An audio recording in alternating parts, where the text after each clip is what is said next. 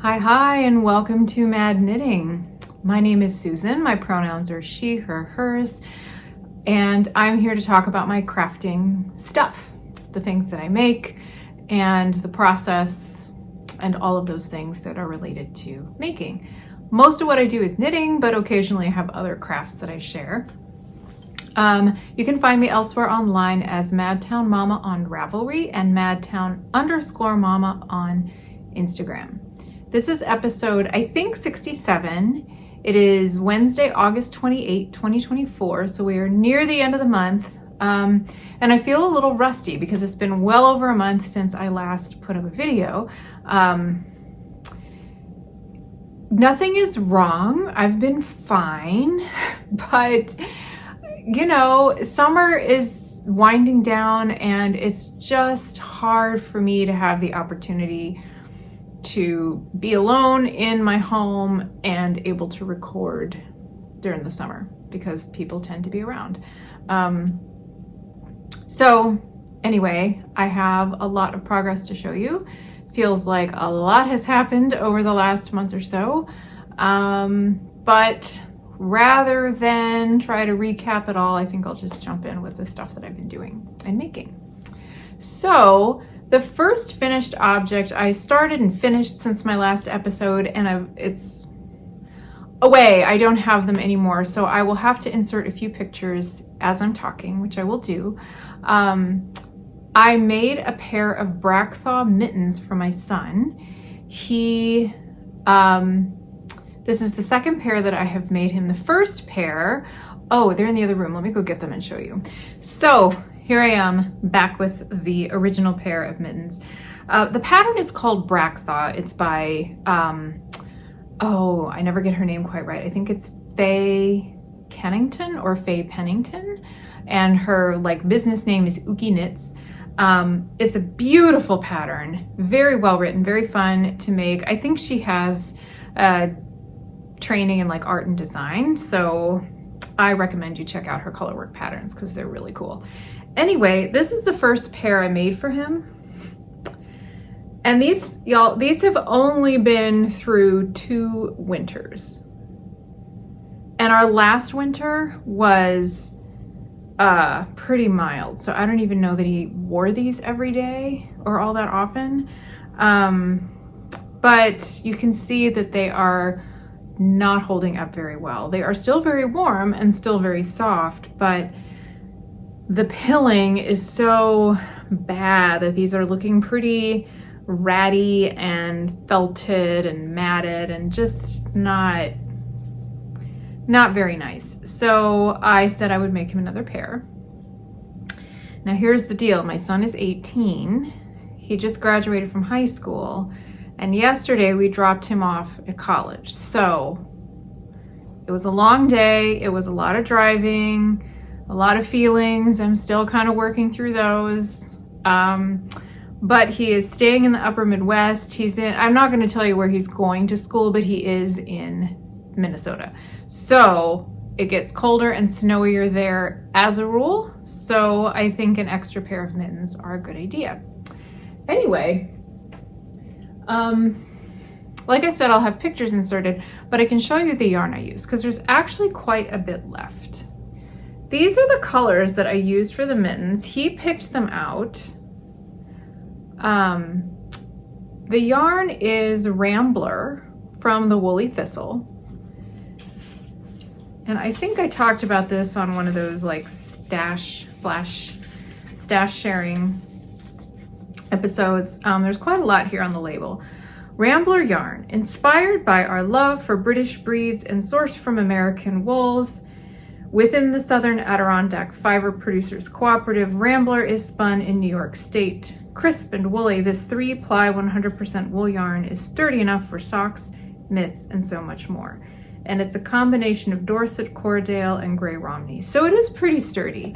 100 grams gets you a little over 400 yards. And here's the lovely artistic side of the label.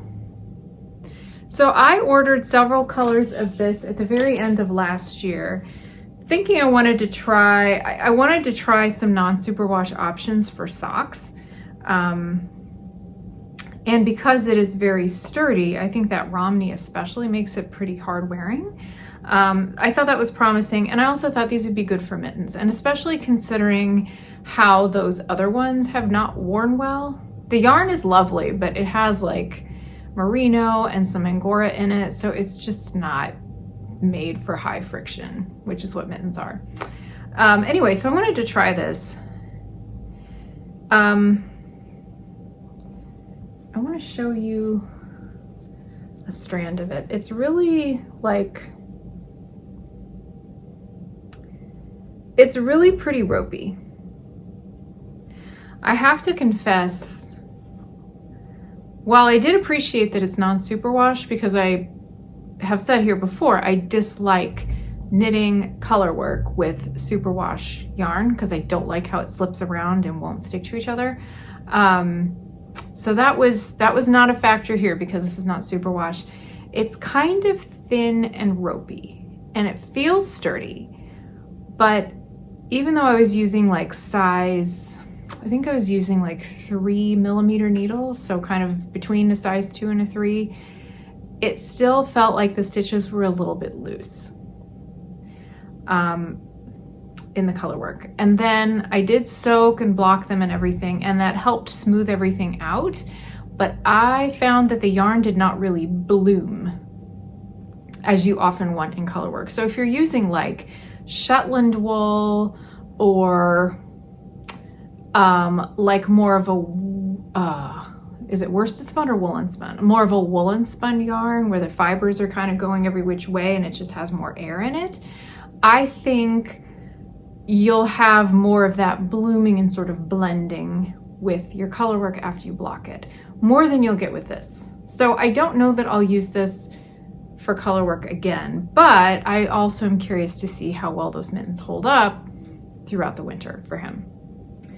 I did weigh these just before I started recording, so 100 grams to start with, and I used just over 30, maybe 35 grams of the dark green, which was the more prominent color, and about 30 of the lighter green. So I might be able to squeeze a pair of socks out of one of these, or do stripes or something. We will see. I do have a few other colors too, so there are options. So that's my first finished object. Now, despite the fact that it's been like 5 weeks, give or take, since my last episode, the only other knitted items I have managed to finish, to my recollection, I might be forgetting something, but I think the only other things I've managed to finish are socks. 2 pairs of socks, and I'm on a Felici kick, Felici fingering from Knitpicks. I'm not like a Knitpicks ambassador generally, but I really like their Felici striped yarn, and I know what to expect, and I have some of it that I bought from somebody's D-stash at the beginning of the year, so I've just been working my way through it and happy as a clam not to have to think too hard about how to do it, or, you know, like when I finish one pair, I just grab colors for a new pair. So anyway. So this is the first pair I finished. I think I had started these in my last episode. They are done now. I don't remember what date I finished them. It's been a week or two. And you can see the stripes don't exactly match up, but I don't really care about that very much. I'm pretty sure the color is Fiesta, which is fun. It's like a combination of these really bright sort of jewel tones, like the pink and the purple and the blue, with a couple of earthier, like this green and the mustard yellow thrown in. And so that gives it sort of a festive Southwest feel to the color palette. And I have very much enjoyed that. These are a little bit small for me, and that was intentional because I intend to give these to someone who has smaller feet than I do. Now I'm just guessing on the size, so I hope that works out, but yeah, I'm looking forward to giving these to her because I think she'll like them and appreciate them.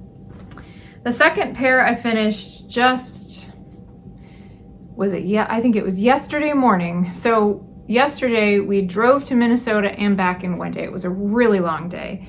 and I had a bunch of knitting to do in the car, so I will show that to you when we get to the works in progress part. But just before we left, I wanted to finish these up to free up my needles for the next pair that I cast on. These are made to fit my foot. Haven't decided yet if I will keep them, but I really enjoy the colors here.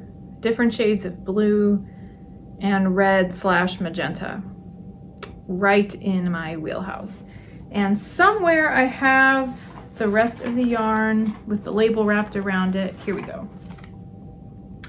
Okay, so this is the color Hotshot. You probably can't read it, but and this is both skeins, both of the leftovers from the skeins just shoved into one label. So yeah, I've made a lot of these and I do them all the same, so I don't want to go into a ton of detail here because it will feel repetitive and boring, especially if you're a repeat viewer. But the way I do these, the way I do self-striping is I use size 1 needles, so that's 2.25 millimeter. I cast on 64 stitches. Sometimes I do 1x1 ribbing, sometimes I do 2x2, so knit 2, purl 2, that's what I did here. I do the rest of the leg in stockinette. When I'm ready to do the heel, I do a short row heel to keep the stripes from getting distorted. So I do that over half the stitches. I have really been digging the garter stitch short row heel. I like the texture. I think the stitches look neater when you're resolving I do the double stitch, forget what it's called. German short rows maybe. Anyway, I like the way it looks when you resolve the stitches. And I do stockinette all the way down the foot, and I don't even graft the toe. I just decrease it all the way down to a few stitches and pull the yarn through. And that is the way I do my socks. So those are the only finished objects I have to show you, despite all the time it's been. But I've certainly been knitting a lot. So let's move into works in progress. You may recognize this. I've showed it for at least one episode, if not two. This is a sweater I'm working on for myself. I think there's sort of a theme going on with the colors. I know these socks aren't exactly the same as the sweater, but it's kind of a similar vibe, you know? This is called Little Boosty Yoke. That's the name of the pattern. It's by Gudrun Johnston, who is originally from Shetland in Scotland, has been living in the US for a long time. And I really like her patterns. This is the second colorwork yoke design of hers that I've made. It will definitely not be the last. I really get a kick of how these colors go together, and in fact, they remind me a lot of, they make me think of Get Out the Vote. So it's not exactly the patriotic American colors, but it's the way the teals work together with this bright red and the white, just make me think of some of the vote stickers that you see on like Instagram and, you know, other places where people are encouraging people to vote. So that's kind of a fun thing. I am using Berroco Lanas Light, which is 100% wool. It's not superwash. This is what I have left of the second skein, and I'm on the ribbing at the bottom already. It is marked as a sport weight yarn, but I really like the gauge and the fabric that I get when I knit it on size 3 needles and get 7 stitches to the inch. So I consider this a fingering weight yarn, and so far I really like knitting with it. The other sweater I made I have really enjoyed wearing and is holding up fine, although I finished it in the spring, so I haven't worn it like a lot. I have one more skein after this, so we will see how long that lasts for the sleeves. I'm not feeling terribly confident, but if I need to do shorter sleeves, I can. One of my local yarn stores sells this yarn, so I could potentially pick up another skein, although I'll have to check the dye lot.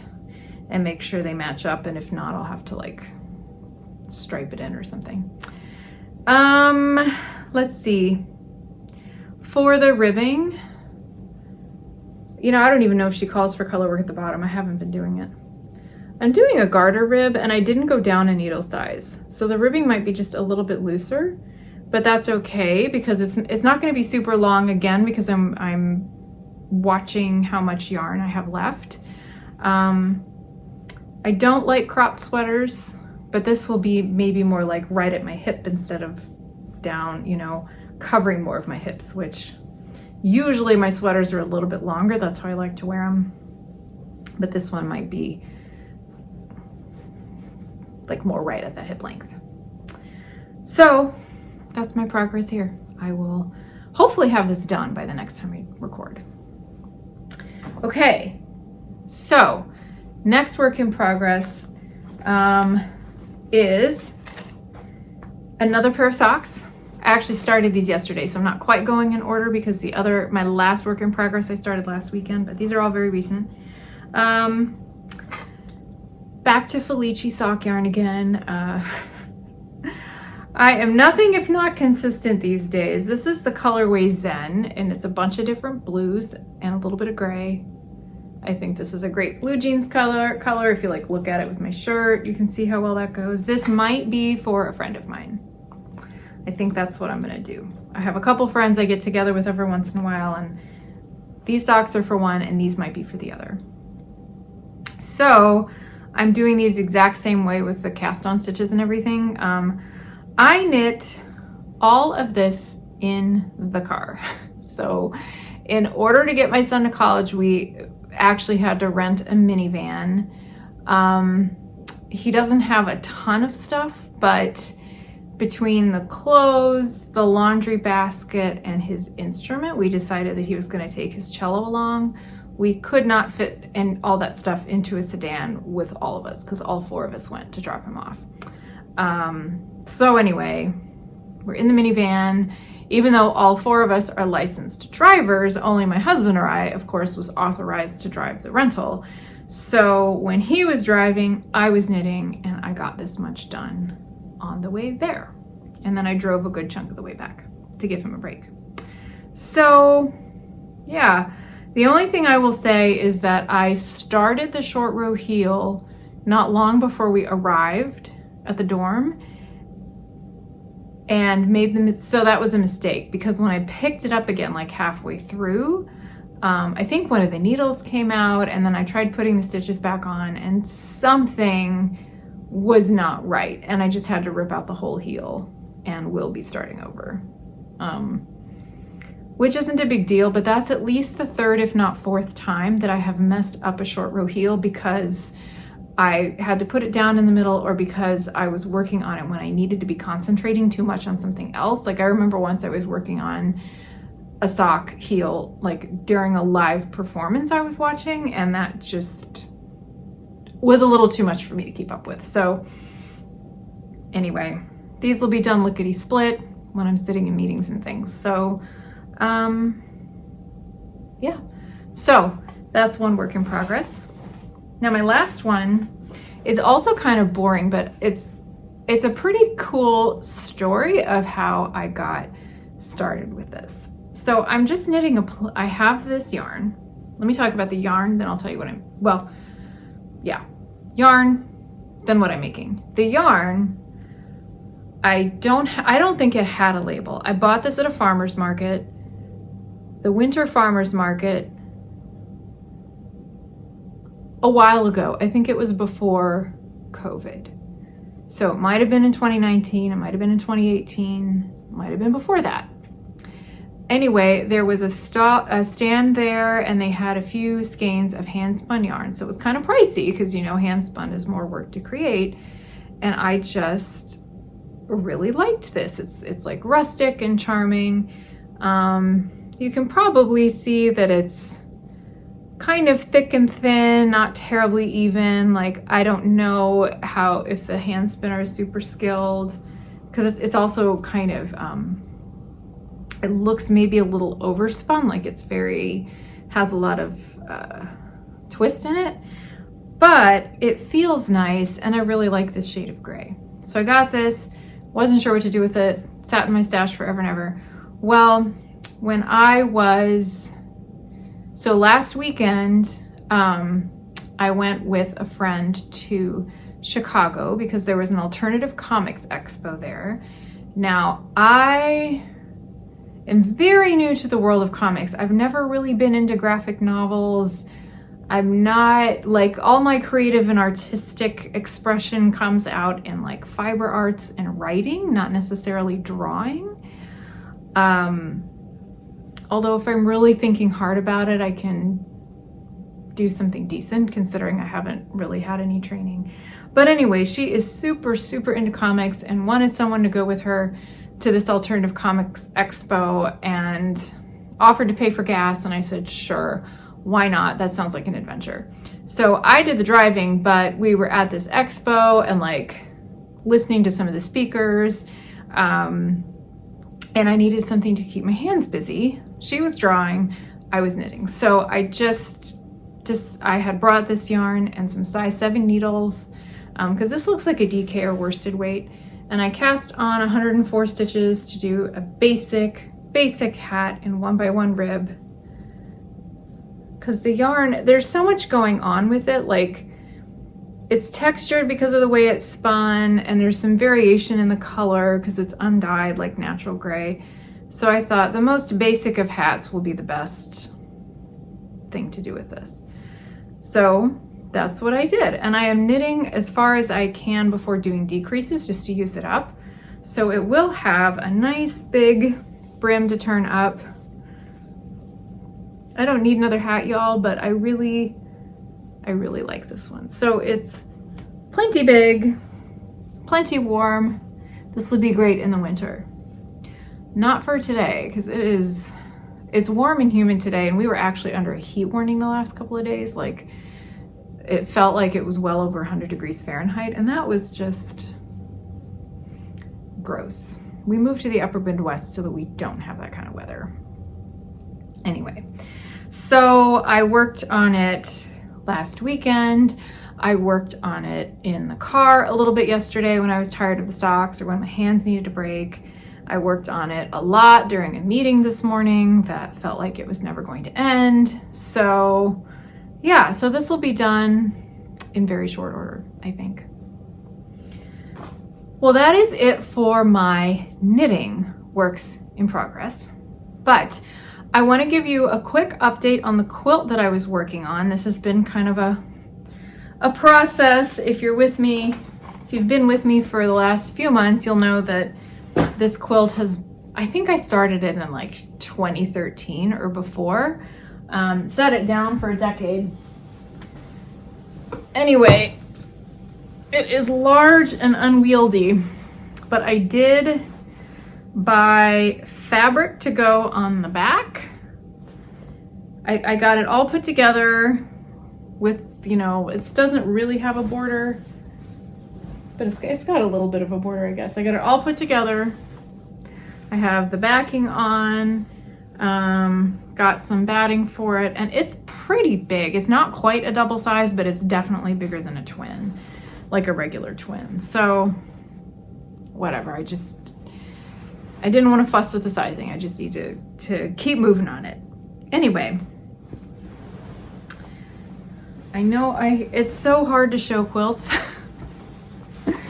But you get the idea. Just to recap, this started over 10 years ago as a bunch of plaid 9-patch squares that I guess I wasn't sure what to do with, so I put them down for a while. Then, was it last winter or spring sometime, I decided I wanted to finish, so I got this. There was some solid fabric in that I had purchased to go with the 9-patch, so I did these sort of freestyle trees to go with it. I got the green and blue fabric at Blue Bar Quilts, which is my favorite local quilt shop. They are just wonderful, to help sort of build it out and be the sashing in between. And now I'm in the process of quilting it, and goddess knows how long that's going to take. because I decided I have spent enough money on this thing. If I like send it out to be professionally quilted, I don't even know how much that costs, but I'm thinking hundreds of dollars probably, because it's a lot of labor and skill. And I'm not saying that's not worth it, but for me, for this quilt, I don't think it's worth it. So I have a combination of tying. So you can probably see where I have these strings. This is crochet cotton that you like sew, you know, through to the back and then through back to the front, and then you tie a square knot. Eventually I will trim these. So I did this on all the tree tips, and I could do it on more corners if I wanted, but I think that's not going to be enough to hold it all together. So I got some pearl cotton, and I'm just like stitching very simple, like just on the inside. Yeah, you can see, you know, roughly a 1/4 inch on the inside. So I have blue, and then I have some green. I will show you the cotton thread that I've been using, also from Blue Bar. They recommended this. It's a little thick, so it's kind of hard to get it through the needle, and it's kind of hard to, like, especially the knot at the beginning and the end, it's a little hard to get through the fabric, but the actual stitching, quilt stitching, is fine. So this is what I'm using for the quilting. If I did a little bit every day, it would get done a lot faster, but it's kind of heavy. Like it's a lot of physical work to like manipulate a quilt this big, right? So I can't imagine how people do it with like king size and queen size. That's just beyond my understanding. So at Blue Bar, I have a thimble or two somewhere in my sewing stuff, but they recommended this one. I don't know the brand. I don't think it says in here. Clover, it's Clover brand, so pretty common brand. But it's got that metal tip, which is good for pushing the needle through, but the rubber part that goes on your finger helps grip the needle, which is really nice. Just the plain metal thimble, like the other kind I have that I've had since I was probably a teenager, doesn't have that nice grip. So that's what I'm using to finish this quilt. I'm going to be totally honest with you and say that I'm not like over the moon in love with this quilt. I wouldn't pick these colors again, for one thing. I mean, I think they work okay, and I'm glad to have used up some scraps, and it was really a fun creative exercise, especially to make these freeform like trees. There's a tutorial somewhere for it online. And I do think the blue and green sort of pull it together, but you know, maybe I would have loved it 10 years ago. I'm not super loving it now, but it's fine. It's one of the reasons I don't want to pay to have it machine quilted. It's not a project that's worth all that money for me. And I've already spent enough on the other supplies to finish it up, but it feels good to make progress on something that has been just like sitting there waiting to be finished for so long. Yeah, I have a few other very, very old quilting projects I need to resurrect. So when that happens, I will be sure to tell you about them. All right. Last thing before I go, that's it for the crafting stuff, but I did want to share just a little bit about a couple of books that I've been reading. Okay, I am back. I've been reading a lot, but the two that I want to talk about are, starting with French Girl. This is by Jessie Lee Kercheval. And I bought it at that comics expo last weekend. The author, I think she's retired, but she used to teach creative writing here at UW-Madison. And in her 60s, she first took a drawing class. So this is a memoir, but it's a graphic memoir. Let me see if I can find a really good example of, Well, let's just look at the beginning. So she says, when I was growing up in Florida, we had 13 orange trees in our yard. I never wore shoes unless my mother made me.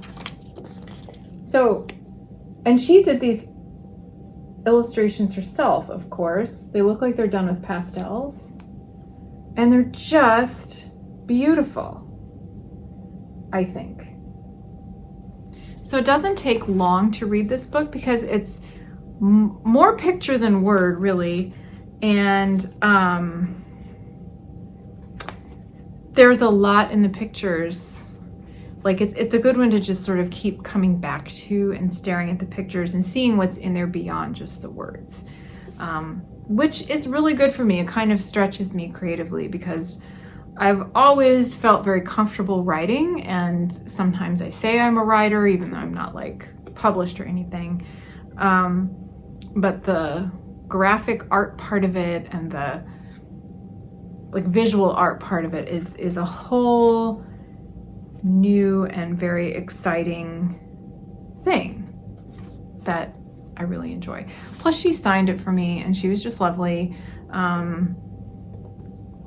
Anyway, so French Girl by Jessie Lee Kercheval. You can order it directly from Field Mouse Press. This just came out, so I'll make sure I put a link to that in the description box for this video. The other book I want to talk about is brand new. This is the first book I have ever pre-ordered in my life. It's called A Well-Trained Wife, also a memoir. It's by Teal. So this came out at the beginning of this month, and the second week it was out, it actually made it onto the New York Times bestseller list, which is very exciting. This is her first book. I have followed Teal like online for just over a year. If you've seen the documentary Shiny Happy People that came out on Amazon Prime last June, maybe May or June, she was featured in that because she has quite a story, which is in this book. She grew up in a Southern Baptist church in Florida, got married very young, and went down a path of religious fundamentalism that was very, very dangerous. Her husband was extremely abusive. She narrowly escaped with her life and her 4 children. And this memoir is about how she found herself in that, how she got out, and really, really importantly, she talks about how this is relevant in our culture today. So, I'm not sure how much I really want to share about my own life and experiences and the people, in my sort of close circle, but I grew up in the South, in the Bible Belt. I went to Baptist churches. I was never fundamentalist, but I was definitely affected by a lot of the lines of thinking, purity culture especially, subjugation of women, just some really dark stuff. I mean, I was close enough to it that this made my skin crawl with just a sense of familiarity.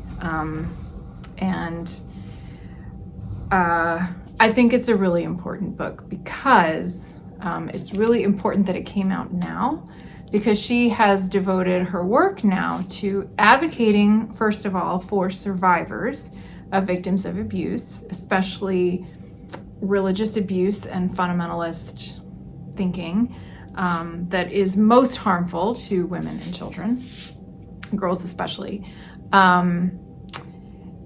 And also trying to bring to the public's attention the way this line of thinking has made its way into the political agenda of people running for office.